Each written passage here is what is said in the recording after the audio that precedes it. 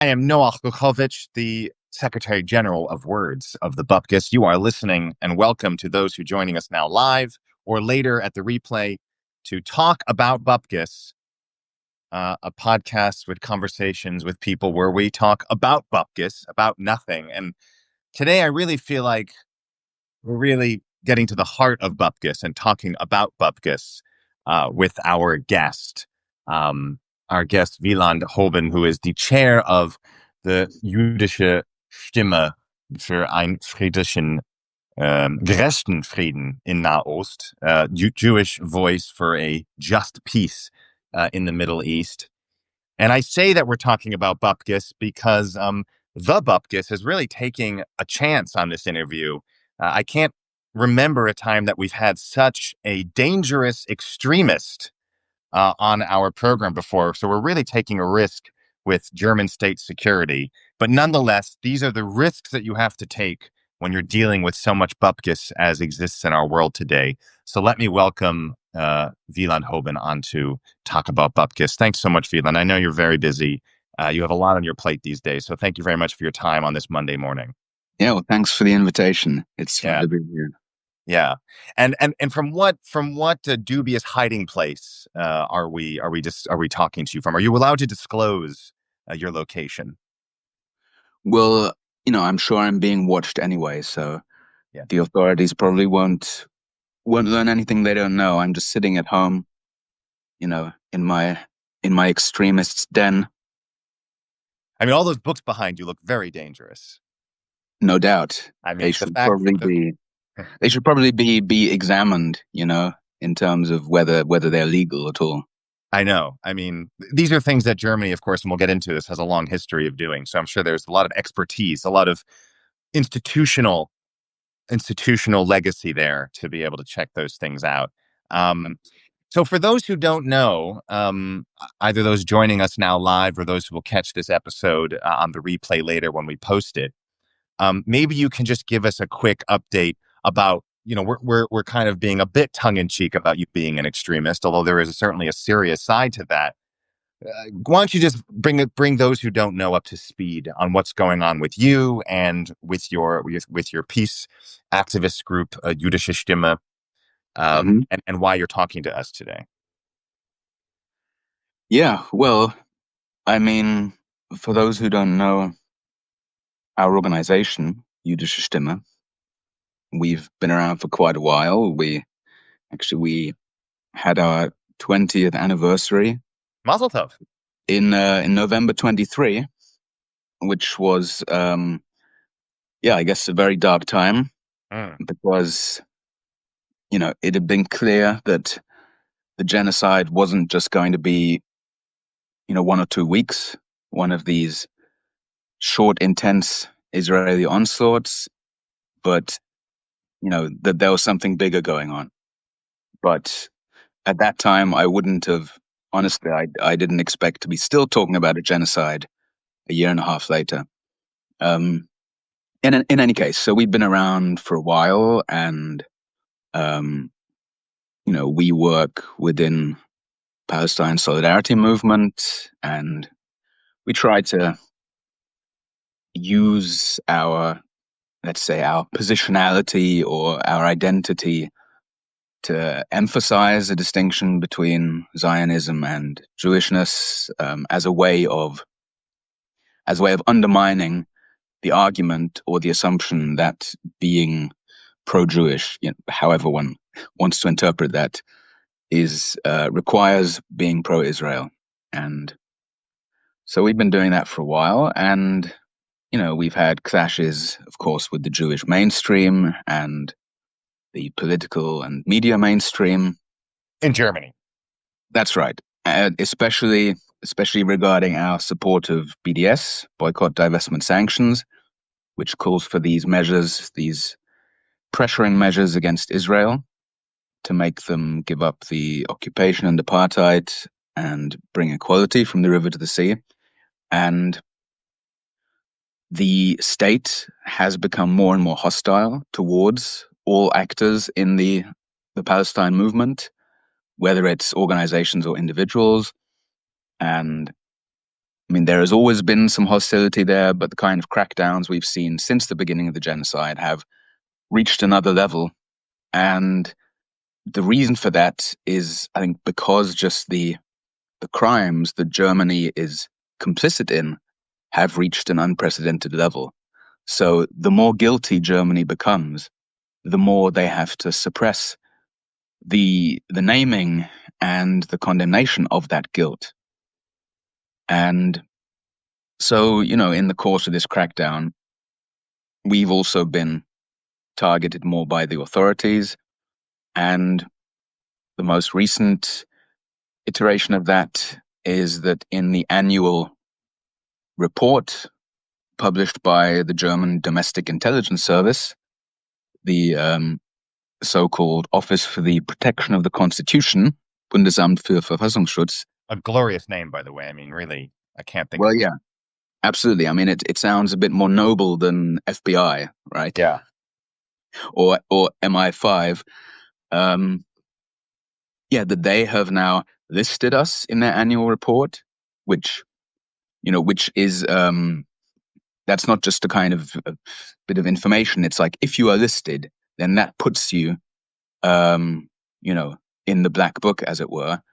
And in addition to being listed, we're actually also given the classification of being a verified extremist group, which gives the intelligence, and by extension, since they exchange information, also the police, it gives them authorization to surveil us and potentially even to use informants, so to infiltrate us and to monitor our activities. And to be clear, to put this into context, I mean, the kinds of groups and organizations and individuals who typically go into the annual domestic intelligence report are neo-Nazis and people with violent intentions against the German state and other hostile state actors, other spy agencies, for example. Am I correct? That's the kind of milieu that you are now part of. Yeah, that's right. And armed groups also that might be based abroad, like Hezbollah or Hamas, or which, contrary to some belief, you are not. I think we should be clear. You are not part of. You are not a member of Hamas or any group to that degree, I believe. Well, no, apparently they don't take Jews, So yeah, it's shocker, right? Well, as Groucho Marx said, we would never want to be part of a club that would have us as a member. So, well, exactly. That's why one has to found one's own, right? Exactly. I mean, this is what the Catskills are for, at least in an American Jewish context. But yeah, so I mean, is this like, and this is the first time, I think, correct me if I'm wrong, that a Jewish group has been listed as an extremist group in the eyes of German domestic intelligence, at least in a modern in the modern version of Germany. As far as I know, yes. I think you'd have to go back to the days of Judeo-Bolshevism to find something similar. So, I mean, Mazel Tov. I mean, again, not only for your 20th anniversary, but really, you're on the vanguard of something big, I think. Yeah. Now, how did this happen? Did you find out when everyone found out, when they publicly released the report a week or two ago? Did someone give you a call and say, "Hey, just so you know, you're going to be in this report"? How did you find out about this? Well, I wasn't notified by intelligence, if that's what you're getting at. Yeah. I just heard it from, I guess, some allies, some one or two like sympathetic journalists, people who monitor this, because like I don't follow, the date when this report is released every year. Oh, I don't know. That's unfortunate. I sit around. I have a watch party, make some popcorn. Yeah, red letter day for you, right?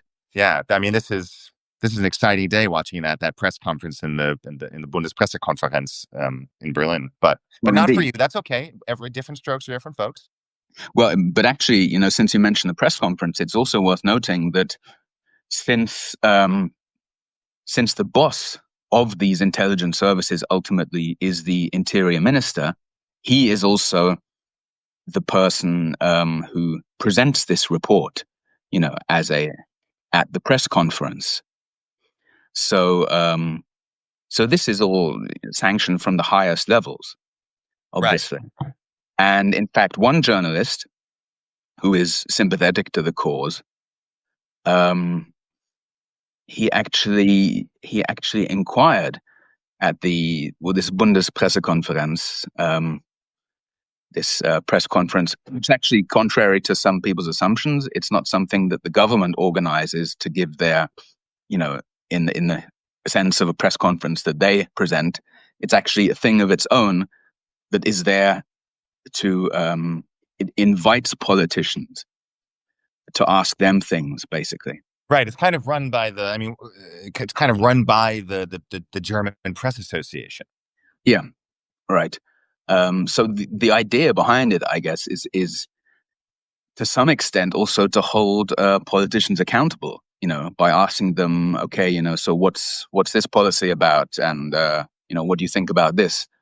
And I mean, anyone who follows any of the questions that go on about, Palestine and Gaza and, human rights and arms sales to Israel, this sort of thing, they're familiar with just the kind of non-answers that the talking heads there give. It's often just maybe no comment, or they give some, very bland or lame reasoning, and then when the reporter, tries to get a bit further, ask a bit more, they just say things like, "I've already given you the answer," and actually, that's what happened here. This one journalist who writes, among other things, for an independent left-wing outlet called Nachdenkseiten, he was there and he pointed out, well, actually, this is, the first time that a Jewish organization has been listed here and referred to as extremists, since the days of Nazi Germany.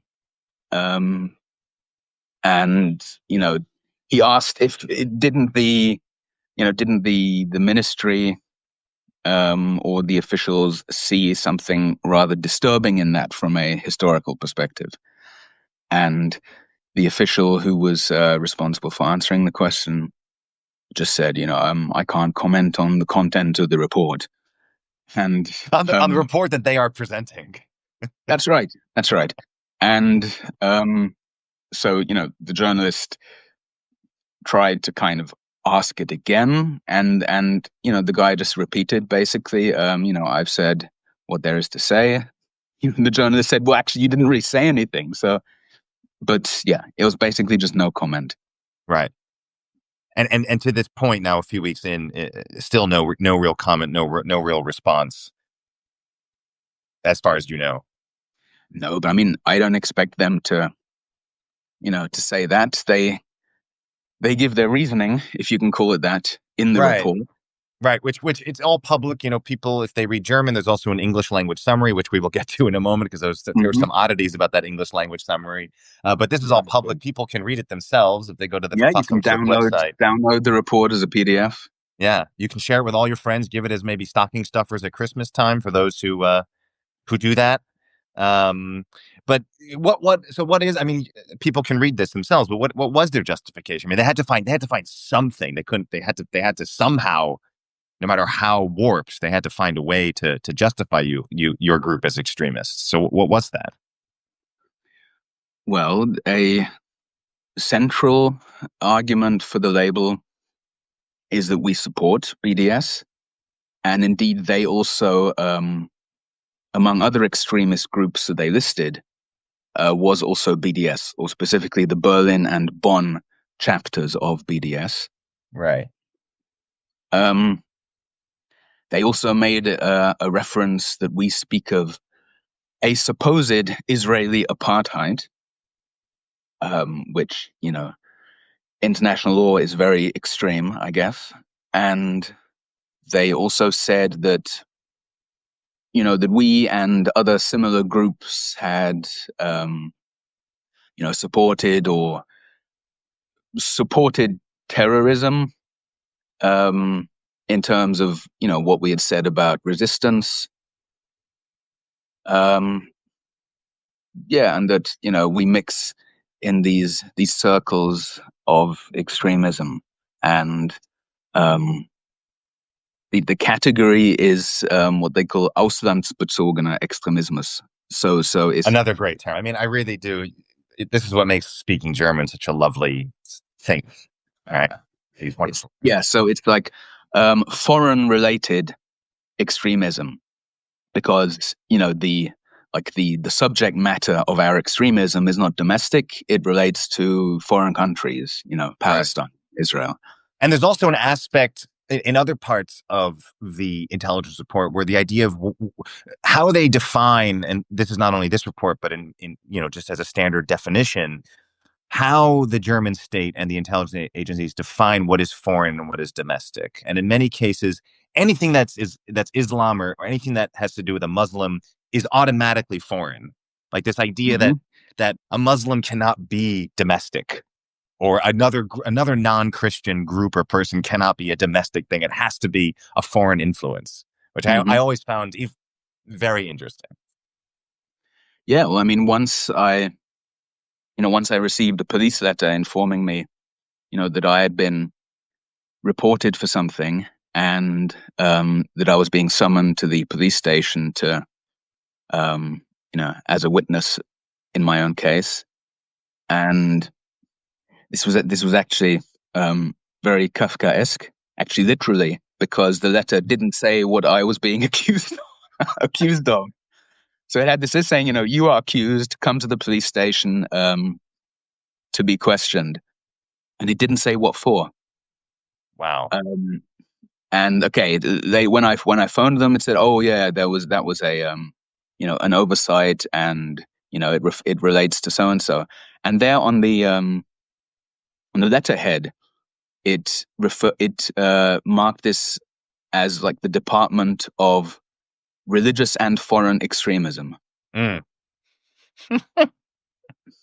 So, you know, when I opened the letter, I assumed this would have something to do with, you know, Palestine, whether it was something I'd said at a demonstration or at a, you know, talk or whatever. Yeah, and it was something that was dropped later because it was based on, you know, ridiculous accusations. One of which, I mean, it was from a sort of fanatical Zionist who I managed to find him on the internet, and it seems that,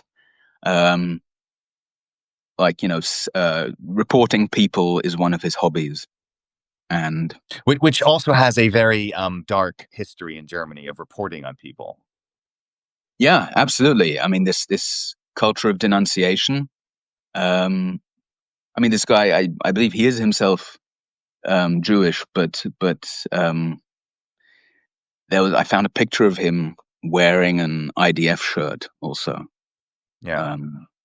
Well, again, contrary to the inverse memory culture of Germany, the Erinnerungskultur, being Jewish does not necessarily, in all cases, protect one from becoming a fascist or being authoritarian.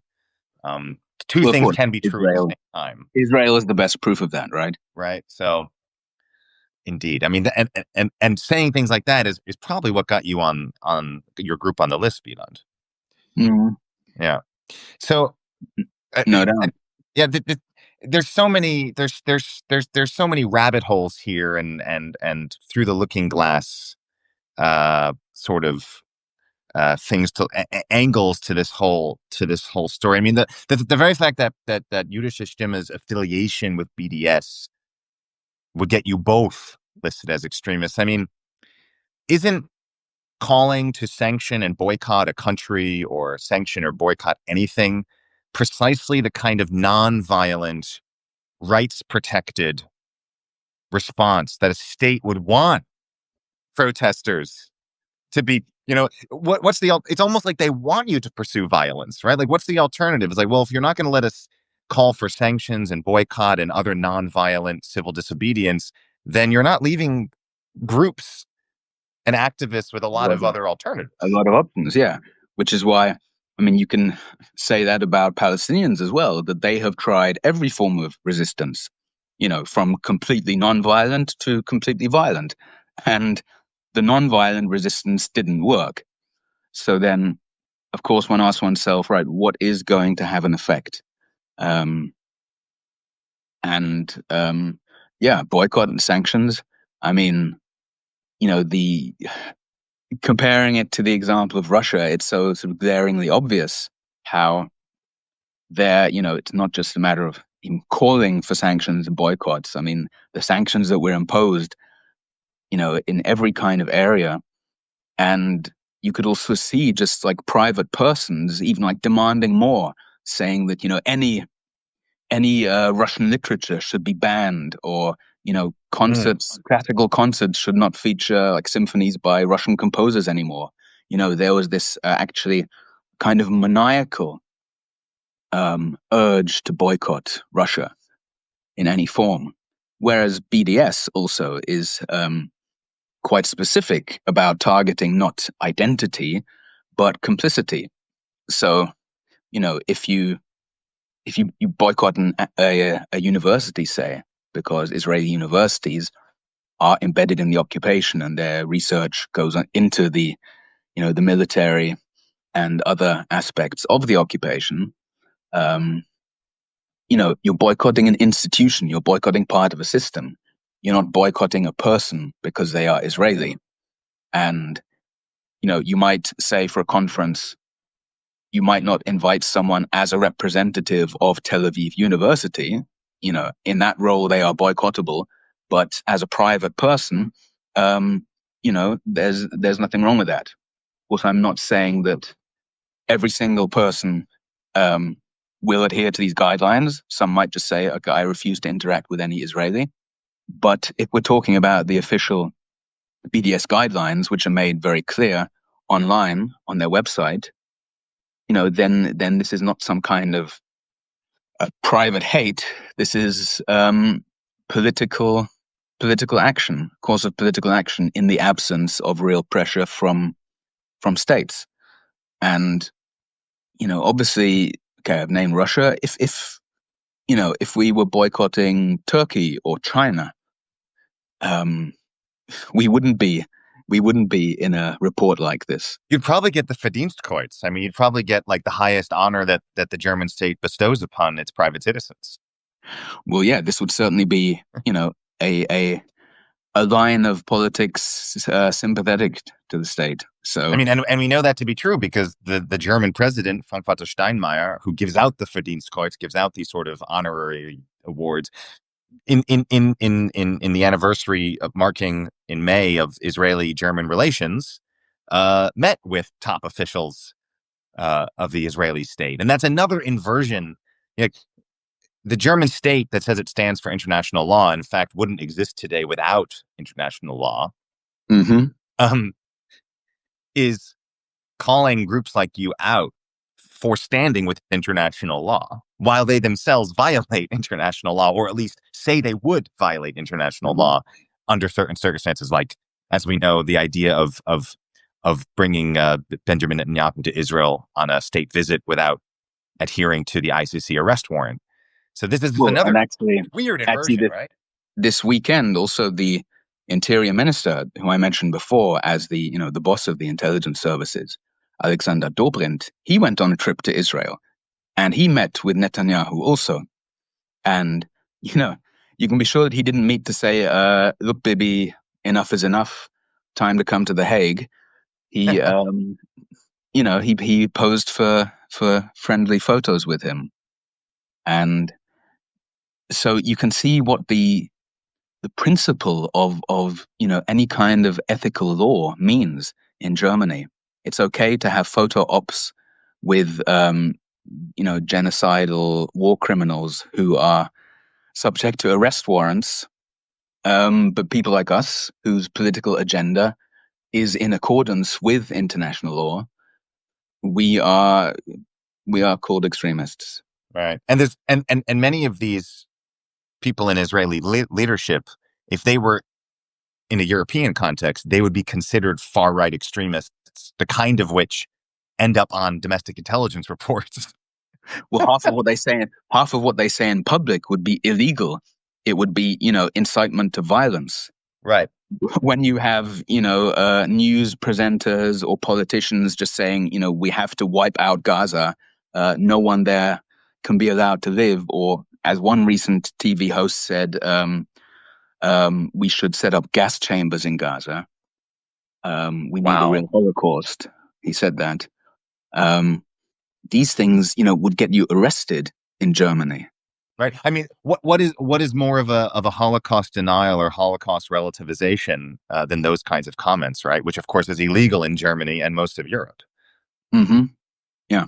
So it's yeah, exactly. and of course, there's been lots of reporting in many mainstream media organizations, like Foreign Policy comes to mind, that shows the connection between Israeli leadership and far right and nationalist parties and politicians in Europe that Germany says they stand against. Like in Hungary or in Slovakia, or their own AfD here in Germany. So it's I don't know if it's enemy's enemy is your friend. Your enemy's enemy is your enemy's friend. I don't even know how many levels deep we go on that. But they have common interests. The most obvious one is just sort of hatred and persecution of Muslims and other brown people. That's a key element of their whole rhetoric. And okay, someone like Viktor Orban, he also, openly uses anti-Semitic tropes, which I guess in Germany is not something you would do, but not openly anyway. Right. But it's, there's no problem if you're a conservative politician, if you have some kind of far right background, like you're hanging out in skinhead clubs or have friends in such clubs. That's not a problem, But if your cousin once signed a letter pro BDS, then you could get in trouble.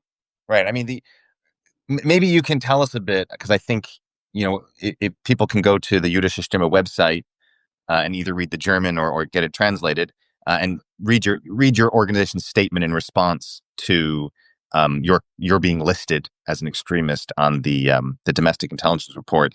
Right. Your statement walks readers through a bit of the history of the Bundesverfassungsschutz and some of their missteps and their incompetence when it comes to doing their job, which is protecting the German democratic order. Well, incompetence would be the more charitable reading.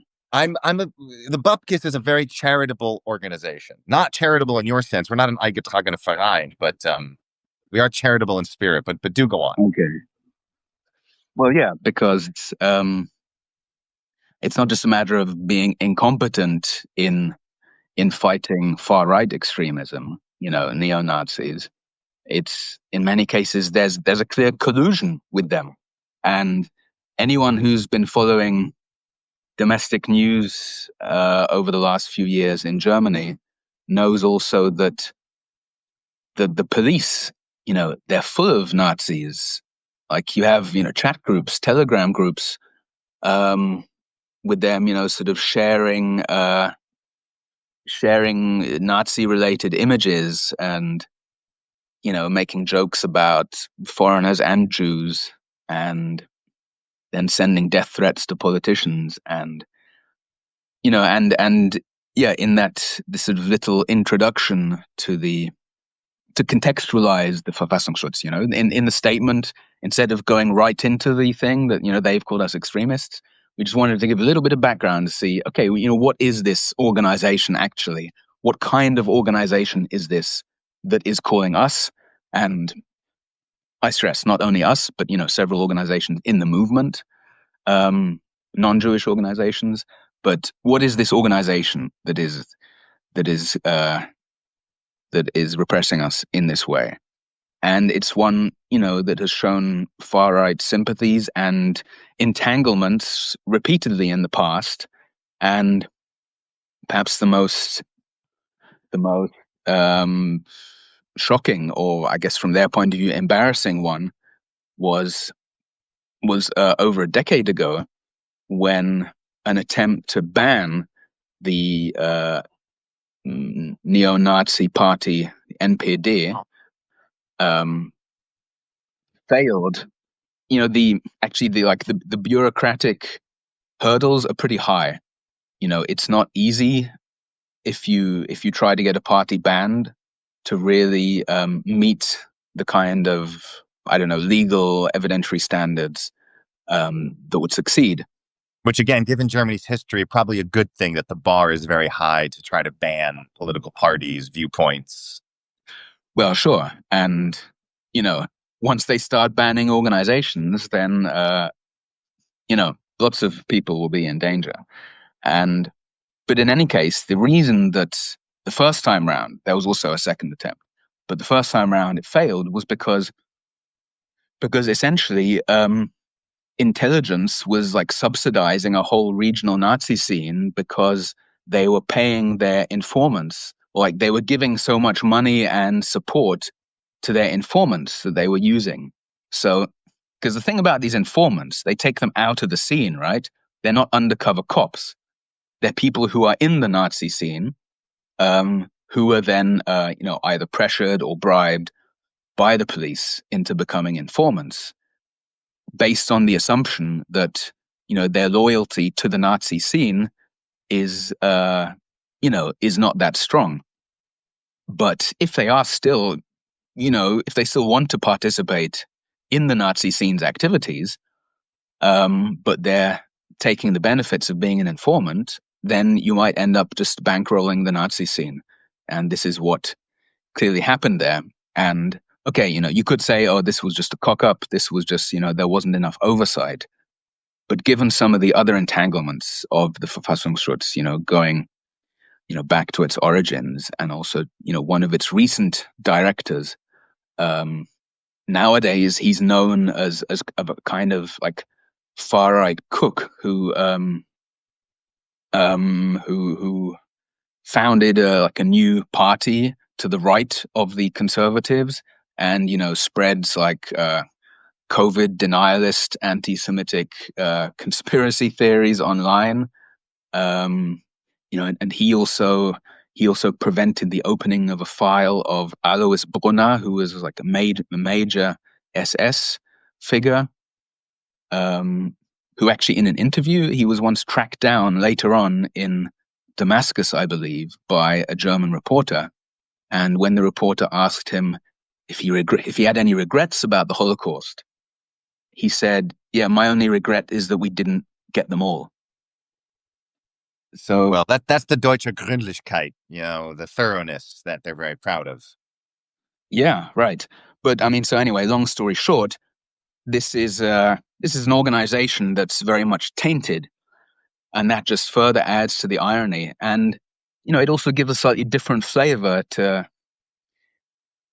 Again, I don't want to like exceptionalize our role, because we are being persecuted because we're part of the Palestine movement and not, because we're Jews. But then the fact of this, brown tinged organization going after a Jewish group, there is something slightly eerie about that.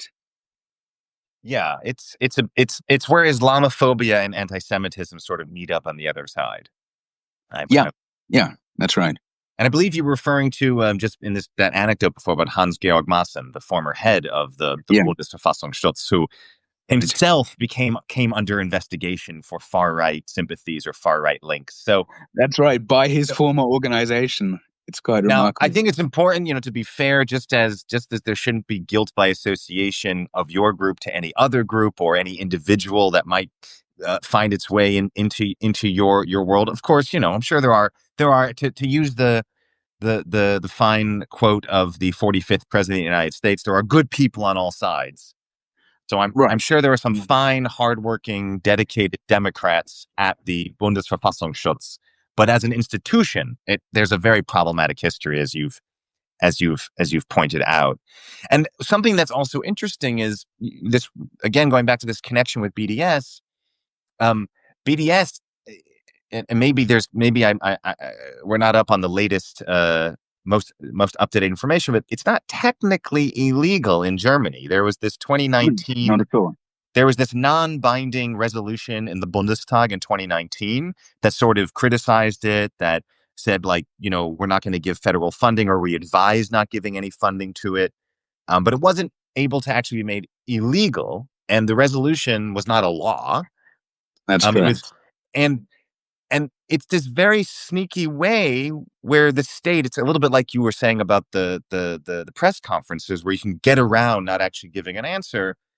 The state of Germany, or the government of Germany, or the parliament, however you want to define sort of institutions, are able to say, like, well, there's no real law. We're not violating any fundamental rights because there's no actual law on the books.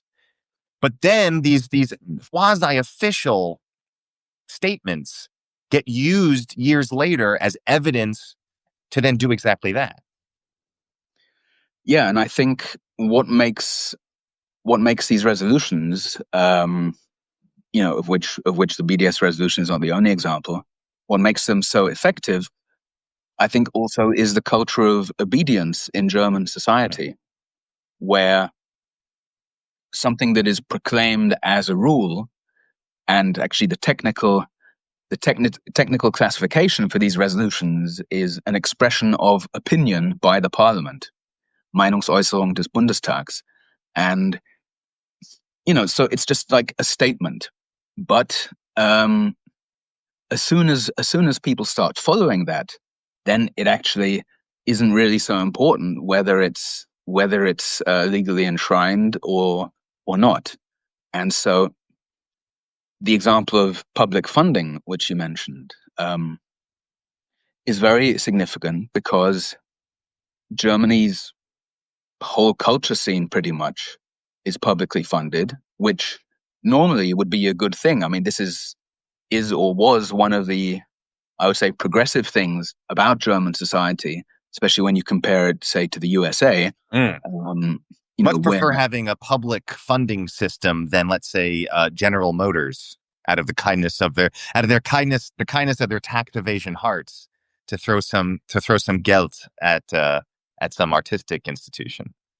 Right, but I mean, in the US, cultural funding is far more subject to the logic of capitalist patronage than in countries, in most continental European countries. So this was always something that I had, considered good about Germany.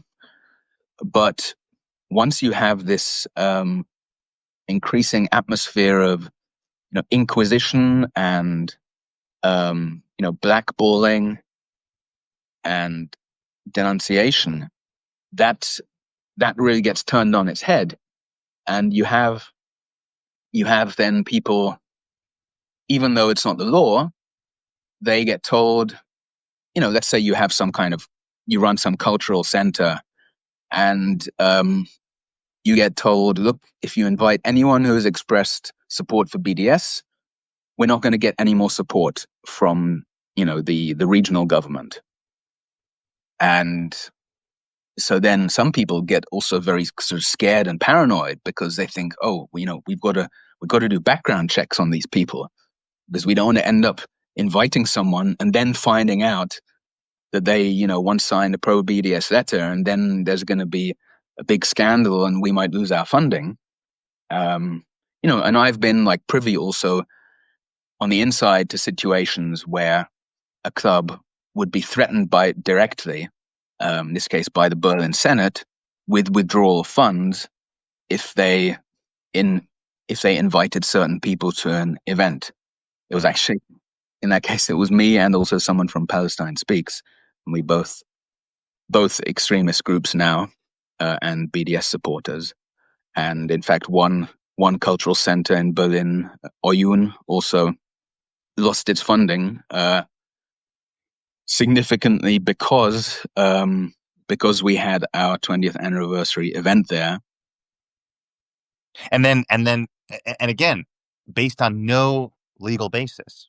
Right? Exactly. And then you can fight it in court, but these are small organizations. So even if you win legally, for all intents and purposes, you're bankrupt and you're done no matter what.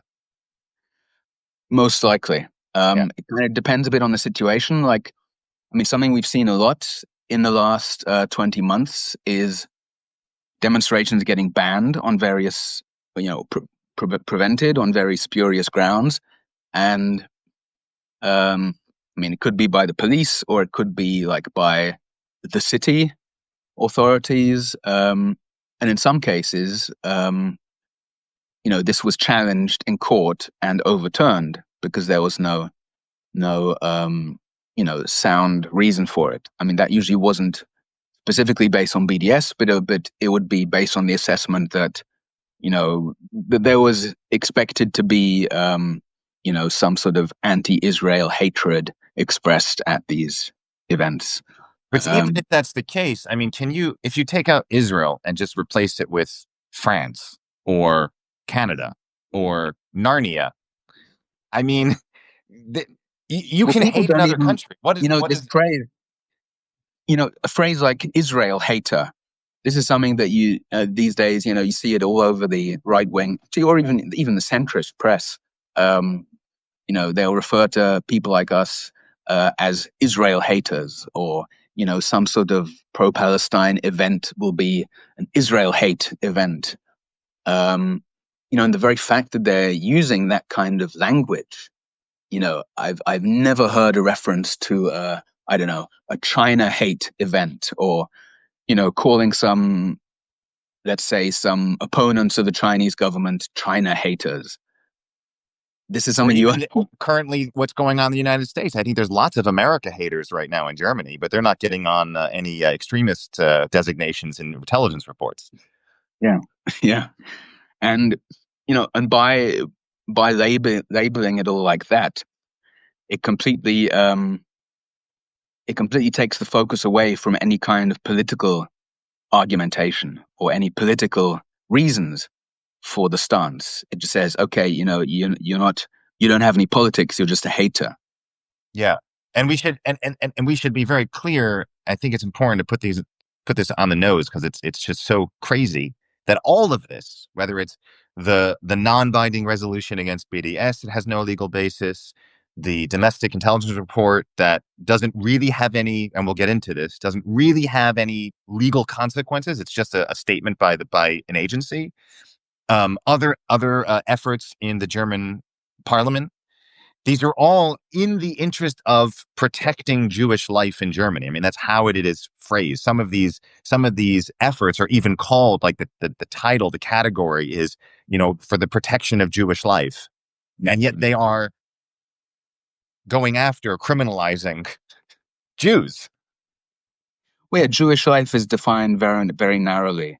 It's defined purely in a Zionist sense, really. Hmm. And de facto, if in Germany, in terms of like official perceptional classification, if you're not a Zionist, then you're not a Jew. And at the same time, if you are a Zionist, but not a Jew, you still get to kind of speak for Jews, or to say say that you're protecting Jewish life, or take on a kind of people take on this sort of philo-Semitic persona or aura, where you have then sort of Israel lobbyists, always going around, supposedly protecting Jewish life, Jewish interests, saying what the Jewish community is going through or whatever. And, ultimately, in the eyes of the state, I would say increasingly they are the real Jews and we are not, because they're Zionists, and in many cases actually quite sort of extreme Zionists, not even these sort of establishment, Not the these liberal mainstream Zionists. liberal Zionists that you get a lot of in America, say. Here it's really, they're on the right wing of Zionism. Right. And yeah, and as your organization's response said, there's a long tradition in Germany, I believe, eine lange Tradition, Mm-hmm. originally of Germany, or German officialdom defining what is and who is a Jew and not. That's right. Yeah, I mean, the Nazis had their specific criteria. The way they classified everything, I mean, it's sometimes, not just relating to Jews. I don't know if you've ever seen these diagrams showing like the various color coding for these triangles that concentration camp prisoners would wear. So you had like the red triangle for communists, you had a pink triangle for queer people, you had yellow triangle for Jews, and then like if someone was a communist and a Jew, then they would like combine the red and the yellow. Or I don't know. It's like being a Boy Scout or a Girl Scout. Collect as many badges as you can on your arm. Yeah. And I mean, really, you have these charts. One can, they still exist. One can look at these charts with these precise specifications, and so it all has kind of echoes of that, and also echoes of anyone who's read Hannah Arendt. Again, this sort of quasi-official criminalization, again, not a legal criminalization, but a quasi-official, is very much what Hannah Arendt documented in how the Nazis organized their state and organized their campaign of repression by like nothing was ever really, I mean, there were laws and then there were sort of quasi-laws and then you could never really be sure what was real and what was not. Again, it's not a one-to-one comparison. There's of course differences, but anything that gets close to that is something you want to stay away from, I would say. Well, and also, I mean, this, what you say about this kind of haziness about what is actually legal and what isn't. This is something that has really become part of the state's response to Palestine activism in the last 20 months. It's not just that they are violating laws. They are the whole concept actually of lawfulness has been undermined because, like, especially at the beginning of the genocide, where there was this sudden explosive increase in activism to match the immense increase of violence in Palestine. And you had suddenly, things would be supposedly illegal. Like the police would tell you, no, you can't hold that sign. Either we're confiscating it or we're going to detain you. Or, each demonstration also has its specific regulations, including slogans that you are not allowed to use, and, you're not allowed to burn flags or effigies. This is also something very German, that at the beginning of a demonstration, you have to read out this list of regulations. Yeah, anyone who's been to a German demonstration, it's quite a surreal moment at the beginning where there's, yeah, as you say, this list of like do's and don'ts. Exactly. And, as at these Palestine demonstrations, there are also a lot of people there who maybe are more fluent in Arabic than in German. Quite often, these regulations are read out first in German and then in Arabic as well. Well, I'm glad they're being inclusive. Well, yeah, it's true. It's true. Yeah, it's really bizarro world. So this report is out. We're curious. What does this mean now? I mean, are there consequences? Jüdische Stimme is an eingetragener Verein. You're a registered charity under German law. There are certain tax benefits you get with that. The ability to collect donations. What are you risking now? Has anything happened? Well, I mean, again, there I should point out that in these last 20 months, the authorities have been constantly overstepping the rules. So, in a sense, they're just giving themselves authorization to do things that they've already been doing. And when you have, for example, I know various activists who have been raided by the police at 6 a.m. based on whatever, without appearing in this report, without being officially classed as extremists, simply, in some cases, even just because of an Instagram post. I mean, I almost have to say it twice just to make sure that it's true. It's so laughable. But so when you have the police or the intelligence doing this and monitoring people's activities without this, this rule that allows them to do that, then of course one can ask, all right, how much really changes with this classification? But once something is written down in black and white, then it also becomes something that people can refer to, right? So, I mean, just since this alone, a few weeks ago, three talks that were supposed to be given by some of our members, including me, have been cancelled either by the venue or by the organizers, citing the fact that we're mentioned in the intelligence report. Now, these kinds of cancellations are not new to us.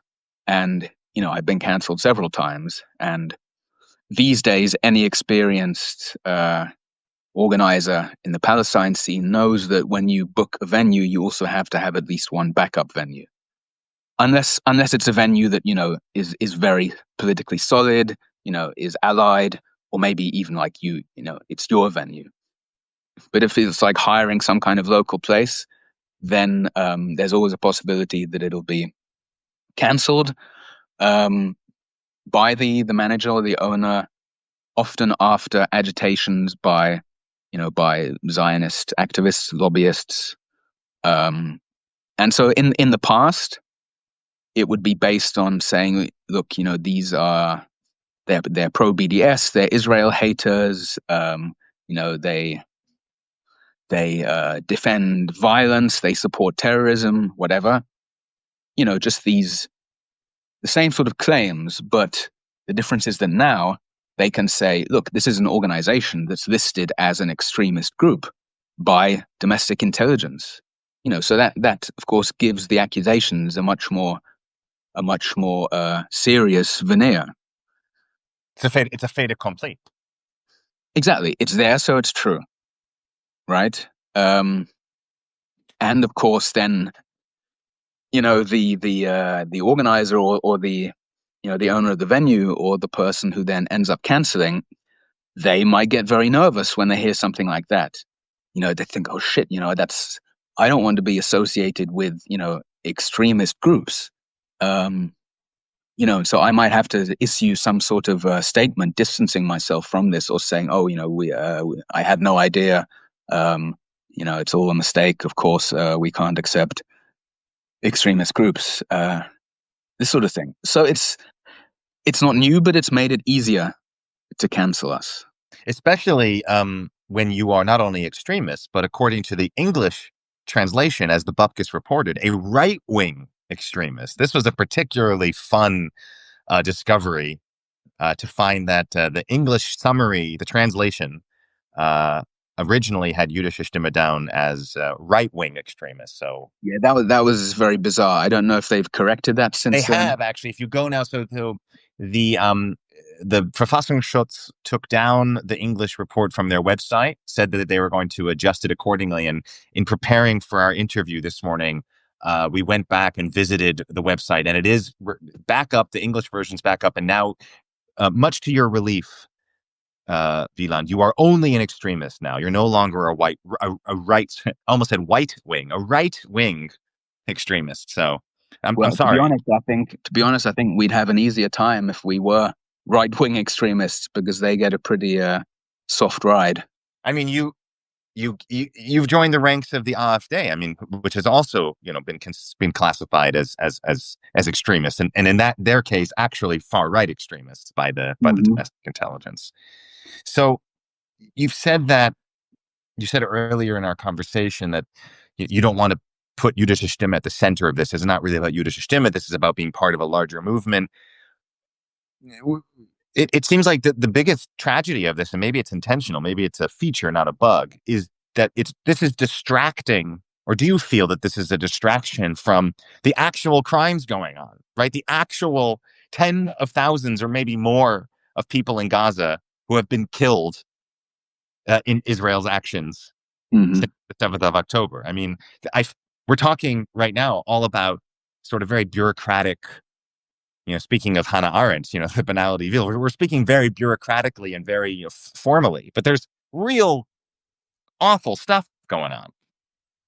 Yeah, of course. And I mean, that's why one has to always keep the focus on that. But I think if one does it the right way, then one can do both, because of course there is an obvious causal connection. The reason that the German state cracks down on us, but on many other groups and activists, is because they are co-committing a genocide, and because they are just getting increasingly called out and opposed in that. And the stronger the resistance becomes, the stronger the repression has to become. So, with all the things that have happened in terms of state harassment and repression, and sort of legal charges for absurd reasons, and canceling and silencing, etc., etc. Of course, one should be careful that when detailing these things, one doesn't just kind of make it about, we're all victims of the state. One can still point to these systems of repression and say, look, the reason that they have to do this, the reason that I think there is a kind of actually a kind of desperation and a kind of rage at the upper levels of the state that is causing this repression. This is because I think they know they know ultimately that they are committing the crime of crimes. They know that they are, up to their necks in the blood of Palestinians. They know this, and they're just determined to squash and punish the people who are accusing them for it. So I think it's quite possible to talk about the repression without taking the focus away from the genocide, but from all the oppression and suffering in Palestine that has been going on. What's happening in the West Bank has also escalated during the genocide. The kind of violence and harassment, expulsion, ethnic cleansing, and sort of on the side, Israel has been bombing a few other countries as well, like the list Lebanon, is getting longer, and Syria, and Yemen, and most recently Iran. There's a real geopolitical rampage going on, and I think even those with who had pretty let's say dark expectations of things before this really unfolded, I think many of us wouldn't have expected Israel to have gone so far, not only in the genocide, but also just in setting that region on fire, and just total impunity. They can just grab part of Syria, say, okay, this is a buffer zone, this is for security reasons. They can just destroy, the entire weapons, military equipment of the Syrian army, and just say, yeah, we don't want this falling into the hands of jihadists, namely the Western-backed or perhaps Western-groomed jihadists who are now sort of ruling Syria, and also about to normalize relations with Israel. So it's all reached a kind of level where they can really do anything, and also they can attack Iran, and you'll have Germans saying, well, it was self-defense because it was a preemptive strike. And it seems, I think many of us have asked ourselves, is there anything that Israel can do that would cause this so-called international community to intervene in some way?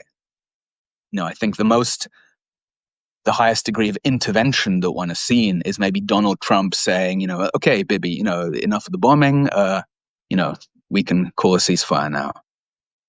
But yeah, it just really makes a mockery of any idea of rules of international law.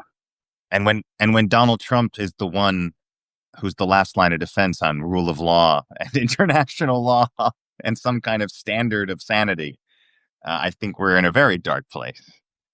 Yeah, well, it's just all really, really grotesque. So then, I mean, to take it back to your original question, I think if one is looking at it, maybe not like from the sort of on the ground activism or on the ground in Gaza perspective, but sort of zooming out a little bit and just looking at the various political and ideological structures, then I do think it's worth examining how it all hangs together and how Zionism can come to replace or to occupy and replace Jewish identity to the point where you have just basically Nazis or neo-Nazis presenting themselves as the greatest defenders of the Jews, while deporting people or kicking out students for supposed anti-Semitism.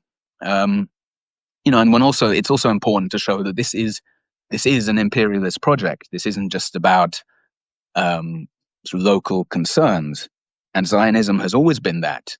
Back in 1917, with the Balfour Declaration, when the British Empire decided, okay, we're going to have this outpost in Palestine, in the Middle East. That was a time when their control over various, Arab territories was waning. And so they thought, okay, we need this outpost that we still have access. We still have a colony there that we can use to pursue our interests. And actually, they kind of got outsmarted by the Zionists, who had ideas of their own. They didn't really want to be just a sort of junior colonial entity. They had their own agenda, but then, after the Six-Day War in 1967, America really stepped in as the senior imperial actor, with Israel as its junior partner. And so it's important, because I think it's easy when you see how much influence lobbyists for Israel have, whether it's in America, where of course it's there are huge amounts of money, or in Germany, where there isn't anywhere near that kind of money, but it runs on the whole cover story of German guilt. It's not because they exercise some sort of supernatural influence on these states. It's because they are part of the agenda of these states. They are a way for America to have increased control in the Middle East, and Germany can have a part in that, and also, of course, make a killing, literally, on weapons sales. 485 million is what they've sold weapons for since October 7th. And also, Germany, basically since the post-war years, since Adenauer's time, has drawn its moral legitimacy from the pretense of living up to its responsibility as perpetrators of the Holocaust. And so actually, when something that we all know, this mantra about Israel's right to exist, you hear it. I've heard it once or twice. Yeah, once or twice, right? Which, of course, is just a total manipulation, because there is no such right. It's just a fictitious term, which is why one only hears it in the case of Israel. But in Germany, it has another layer to it that it doesn't have in the US, because Germany has tied its moral legitimacy so tightly to Israel as the project of supposedly, giving a happy end to the Holocaust, making things kind of all right again, that if Israel loses its legitimacy, or if it never had any in the first place, then that also undermines Germany's legitimacy. So, to me, actually, when you have politicians going on about Israel's right to exist, they're actually also talking about Germany's right to exist. This is the Staatsräson that has become such a popular topic of conversation that, of course, well predates the 7th of October. Angela Merkel popularized the term in 2008 when she went to the Knesset.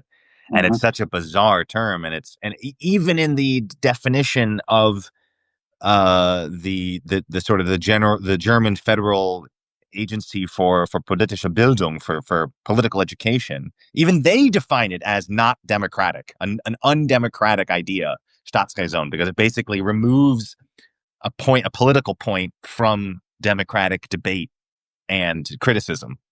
This idea that it's like the national interest, right?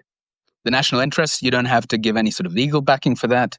And if you say it's in the national interest to invade Iraq, then, that's just...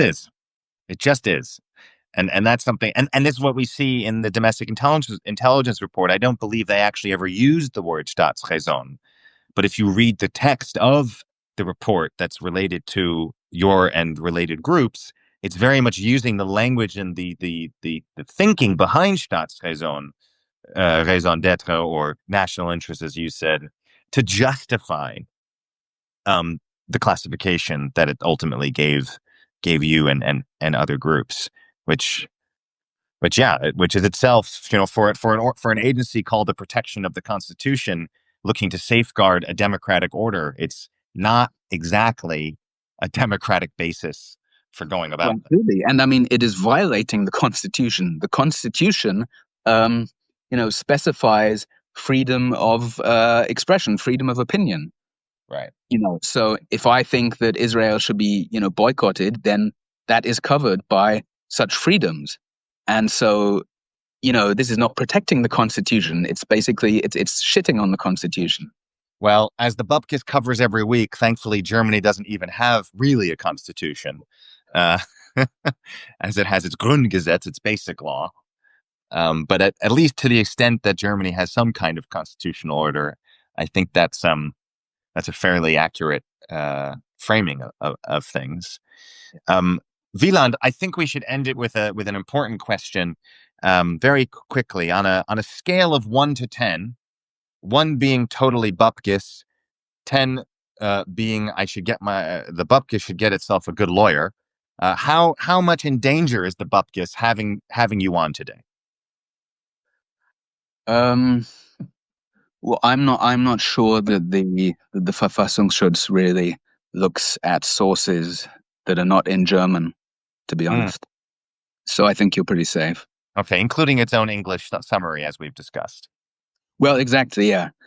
So I mean, I think already, the name of the podcast would give them some problems. So yeah, I don't think they would realize that they were dealing with a hotbed of extremism.